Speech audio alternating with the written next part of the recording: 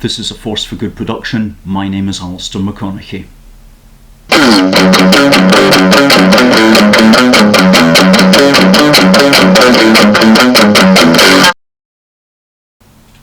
Coming up, Scottish independence is an entirely legitimate aim. So we read in an article this week, and it brought us up short because we thought to ourselves, that's very easy to say, but is it really true? Is it really a legitimate aim? Well, we're going to look at that in more depth, and we're going to give you the benefit of our considered opinion on that, and you'll not be surprised to hear that we disagree with it.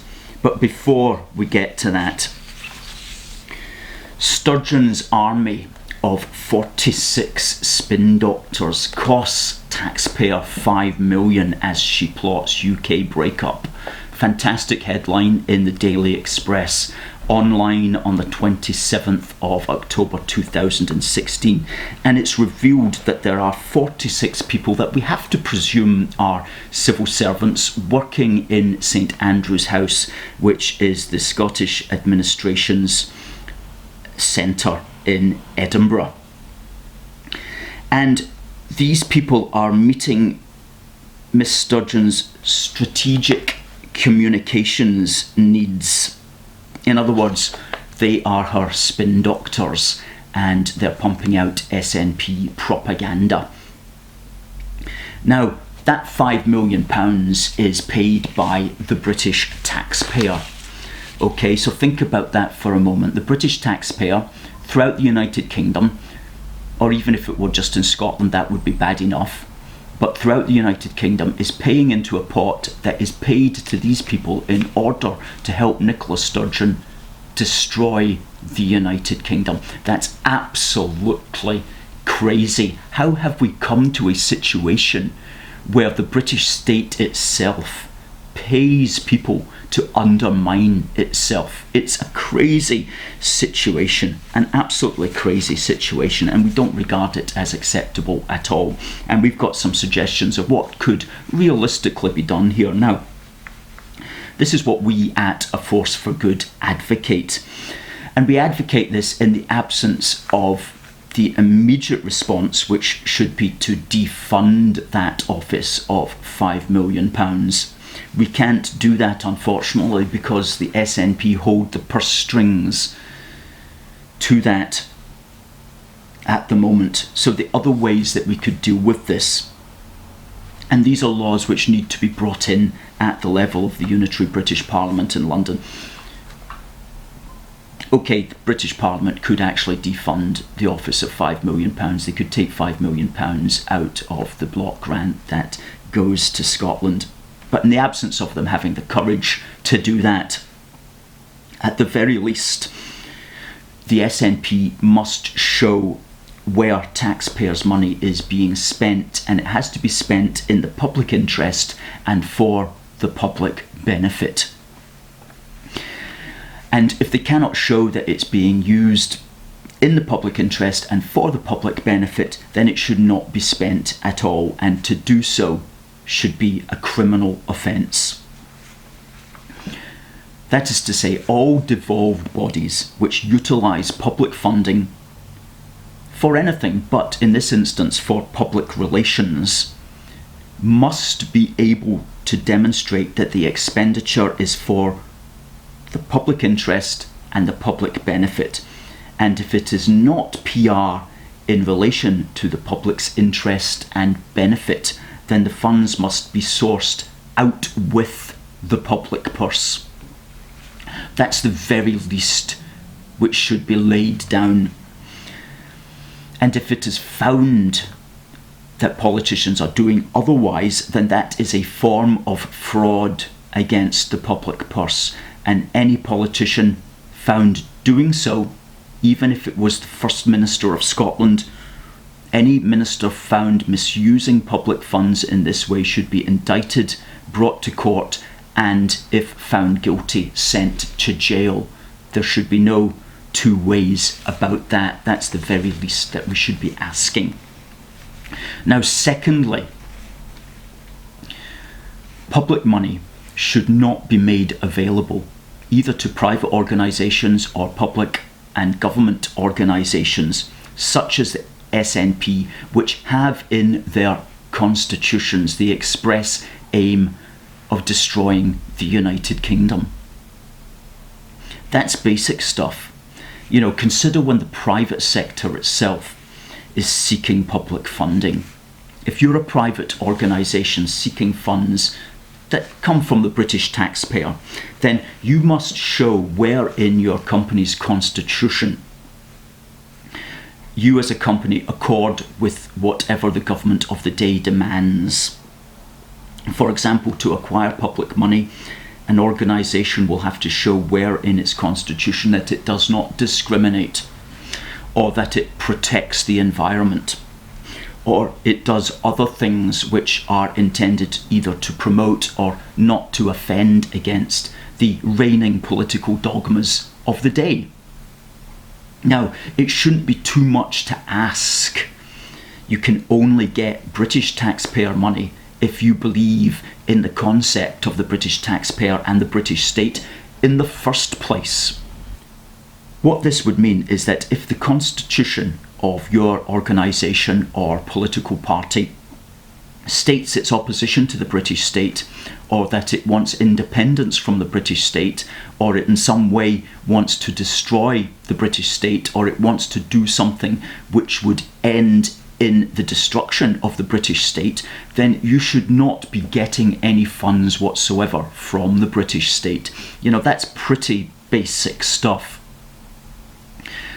What it means in the event is that if the SNP wanted such funds to pay 46 spin doctors to promote its agenda, then it would have to find the money from the private sector, and it would have to find the contractors from the private sector. It would not be allowed to use British taxpayers' money to promote its own agenda.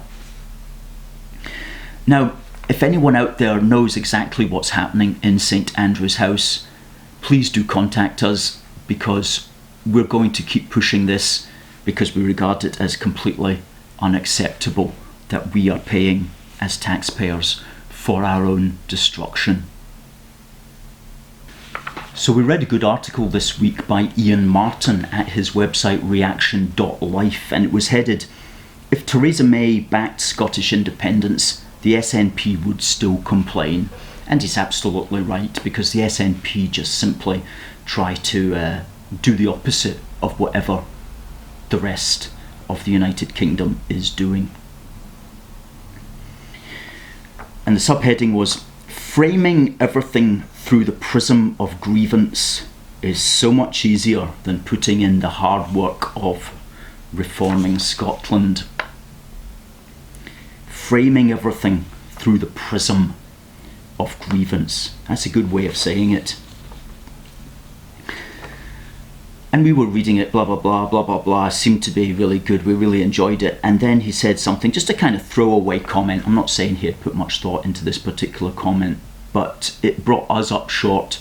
He said, "The SNP's number one priority is Scottish independence. It is an entirely legitimate aim." An entirely legitimate aim. Really? What's legitimate about destroying the United Kingdom? If you frame everything through the prism of Scottish independence, then you might think it's legitimate. If you frame it through the prism of destroying the United Kingdom, it doesn't sound quite so legitimate. Now, legitimate here is being used in the meaning of morally correct, morally proper, not just its meaning as lawful. And of course, what is morally correct and what is lawful can often be different things.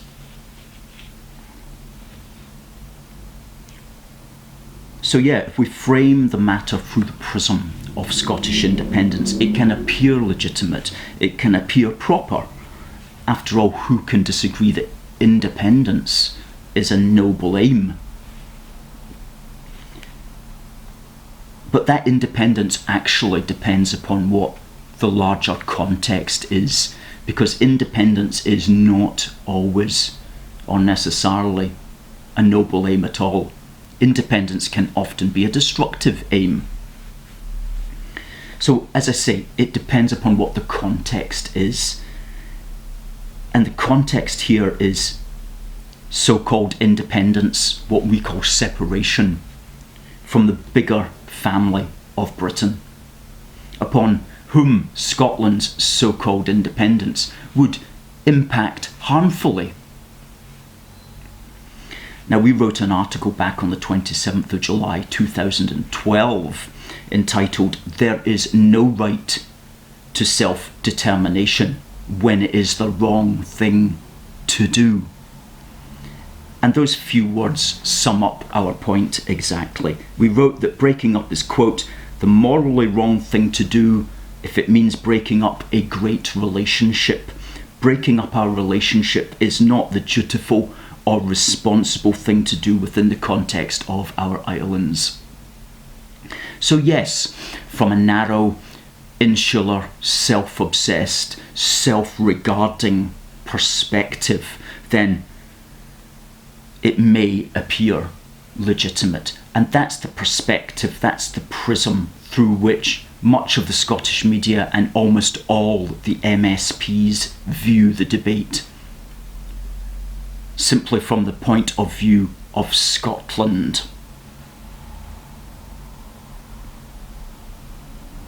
And so we have pro-UK journalists making throwaway comments like, "Oh yeah, Scottish independence, it's a legitimate aim."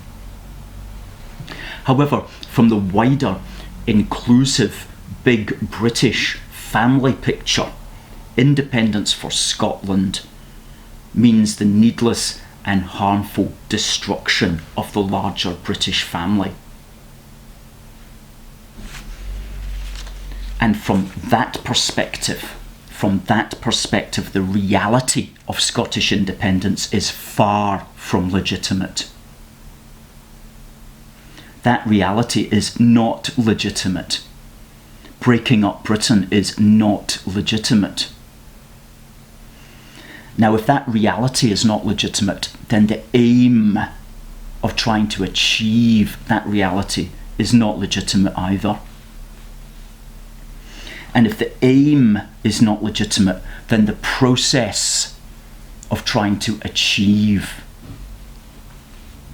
that aim is not legitimate either.